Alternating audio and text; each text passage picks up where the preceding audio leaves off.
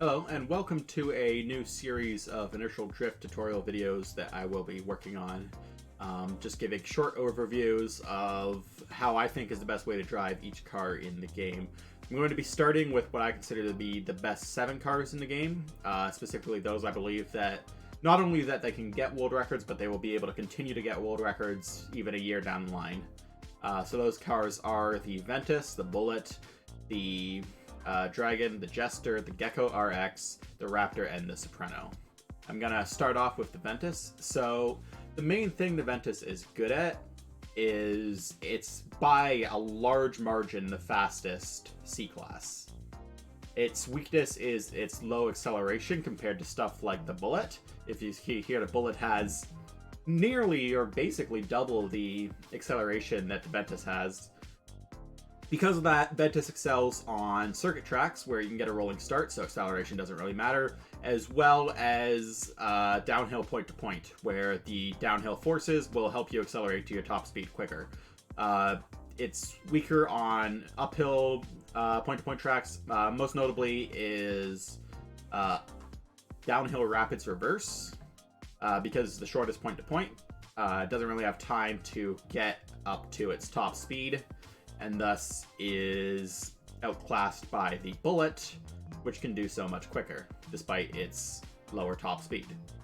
The Bullet also beats the Ventus in both directions of Frozen Precipice. This is because the Bullet's high acceleration allows it to take the shortcuts, which the Ventus cannot do. The Bullet may also, for the same reason, win Snow Mountain Sprint Reverse, though that track isn't really too optimized at the moment, so that's hard to really call which would be better at that point. Regardless, I'm going to go and start off showing off the Ventus.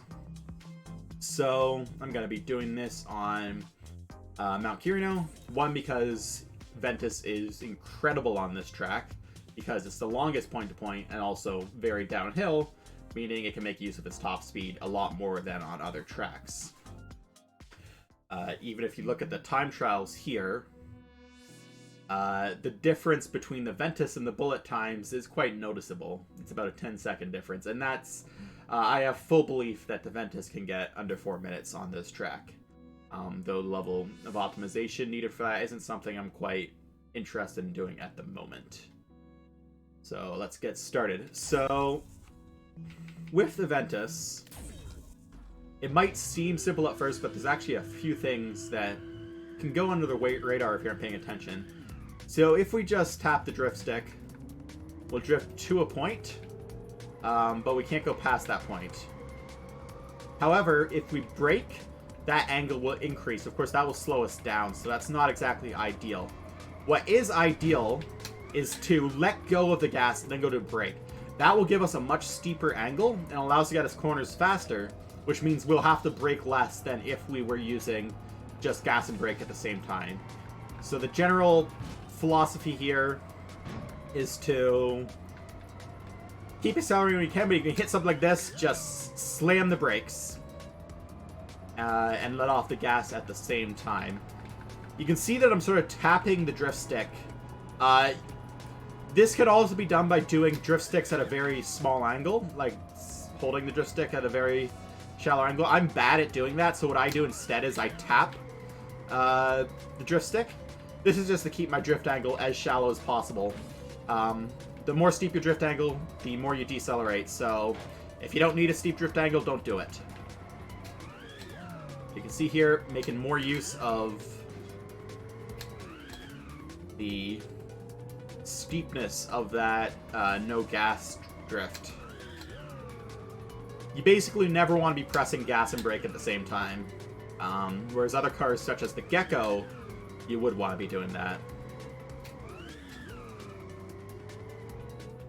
And coming into here, you can see here's somewhere the Ventus is really able to make use of its top speed, able to accelerate to places that the Bullet and Gecko and Katana really wouldn't be able to, and save a lot of time as a result. And with those brake corners that we're doing there, because we're not actually braking that long, because the amount we need to brake is pretty small to actually get around the corner, compared to if we were braking with the gas on, we don't actually lose that much speed in comparison. You'll actually lose more speed by braking with the gas going than you would by just braking without the gas. Despite the fact that you would think that with gas, your deceleration would be less, but because you need to hold the brakes for longer to do the same turn, it evens out and ends up being better just to always let off the gas instead. And again, you can see, like, getting around that corner. That's something basically no car in C-Class can do quite as well. And this section here is really where Ventus starts being insane. Because not only does it have a huge top speed for these corners, but it's able to get around them super, super fast. And also with a lot of precision. Generally with these type of hairpin corners, you want to sort of get into the corner. It's actually pretty hard. You can see I had to sort of compensate there with an extra drift. But you want to be getting pretty far into the corner without braking. This is because you want to maximize how much acceleration you can do. Again, you want to minimize the time spent drifting. So if you can get around part of the corner without drifting, or without braking, then that's better. Minimizing drifts and brakes is also the same as maximizing acceleration, so keep that in mind. Again, because we're having really shallow drifts here, I wouldn't be able to do these corners if I didn't drift, but again, I'm tapping the stick so that I get around with as little of a drift as possible. And that's sort of what you would really want to be doing in the Ventus. And I'm going to be doing the same thing here. And you can see here, I'm pushing up to... If I didn't tap on the walls there, I'd actually be pushing up to 240, which is completely outmatching anything in C-Class.